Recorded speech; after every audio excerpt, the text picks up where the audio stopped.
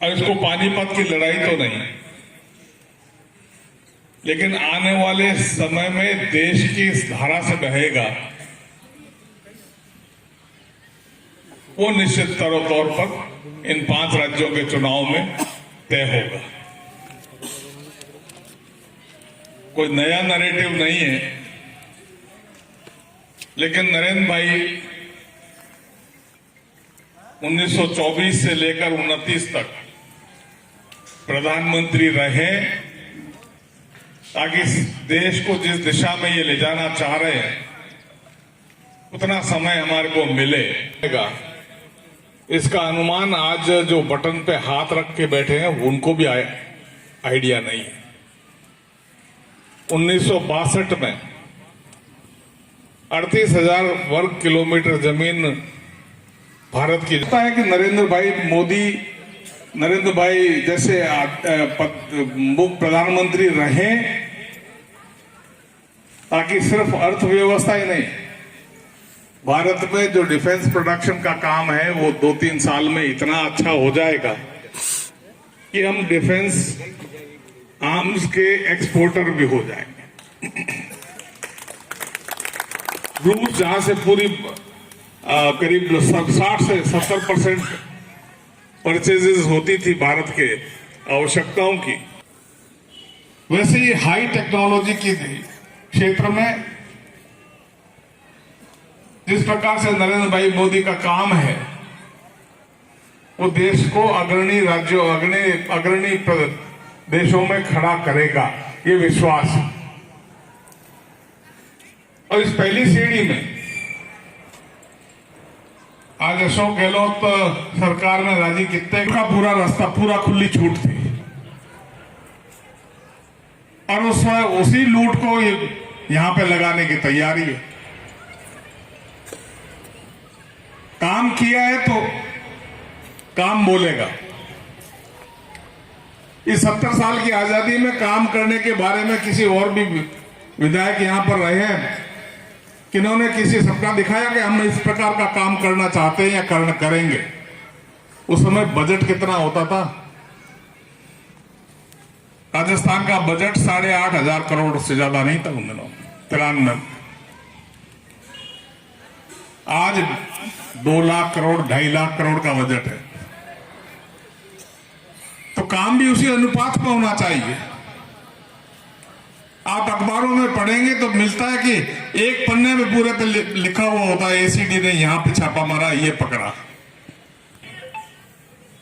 और हो सकता है कि मुख्यमंत्री के और भी कारिंदों के पास जाए, तब जाकर वो उसमें उत्तीर्ण होते हैं। कांग्रेस मुक्त चित्तौड़ कर रहा है तो भारतीय जनता पार्टी को जिताने के अलावा कोई रास्ता नहीं।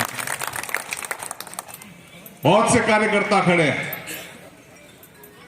जिन्होंने परेशानियां झेली हैं। कोई बात नहीं, किराए पे ले लेंगे सर्किट हाउस को, फुकट में रोकता है क्या?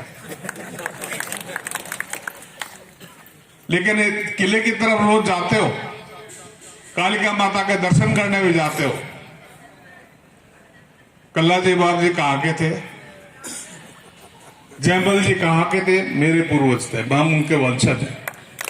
अगर मैं बाहर का हूं तो वो भी बाहर के थे। उन्होंने मेवाड़ की सेवा के लिए अपने प्राण दिए, नरपत सिंह भी अपने प्राण देने से कम नहीं रखते।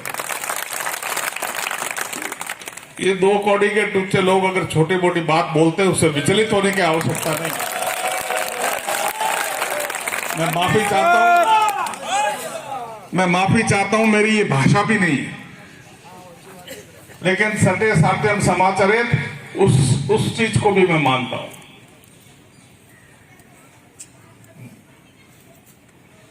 पैसे के आधार पर, भूमि माफियाओं के सहयोग के आधार पर, बदरी माफियाओं के सहयोग के आधार पर, दबाव रिश्तेदारों से डलवाने के आधार पर, फैक्ट्रियों के धंधों में तो सूची बहुत लंबी है। क्या को पूरे को उठाया था, मैं सेठों के आगे नहीं झुका। मैंने कहा पूरा मुआवजा नहीं मिलेगा तब तक ये गांव यहीं रहेगा, माइनिंग नहीं करने दी। यहां पे पीने के पानी की स्कीम्स का खर्चा आधा इससे लगवाया।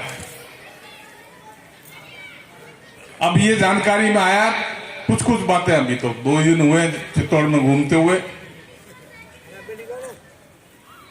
कि सोशल कमिटमेंट का जो पैसा है वो इस क्षेत्र से बाहर ज्यादा जाता है। भी दम वाला हूं, एक बार विधानसभा में जाने दीजिए, सरकार हमारी बन जाए तो एक नया पैसा भी बाहर नहीं जाने दूंगा, ये विश्वास दिलाता हूं। सावा के मंडल का तो पहले भी मिठू दादा जब थे पधारे, मैं बहुत बहुत आभारी हूं।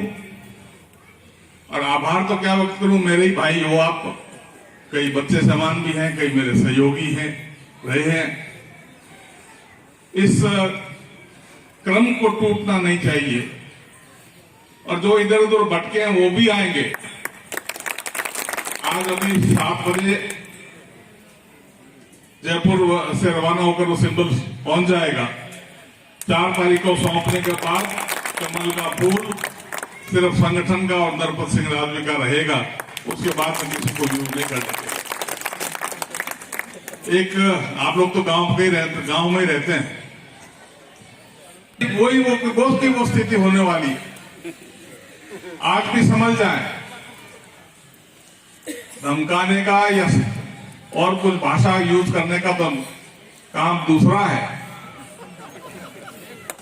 हम धमकाने लगेंगे तब क्या स्थिति होगी। पार्टी के कार्यकर्ता हैं, काम करें, ईमानदारी से काम करें और काम करके और मन जीत कर इतना बड़ा परिवार अपना बना है। माननीय भैरव सिंह जी शेखावत जब पहले 6 एमएलए चुने थे 52 में, जो बातें उन्होंने तब कही थी, माननीय शेखावत साहब ने वे उनके क्षितिज पर पहुंचे हैं, उसमें कितनी मेहनत उन कार्यकर्ताओं की हुई। आप बहुत अच्छी संख्या में पधारे, मैं आभार प्रकट करता हूं।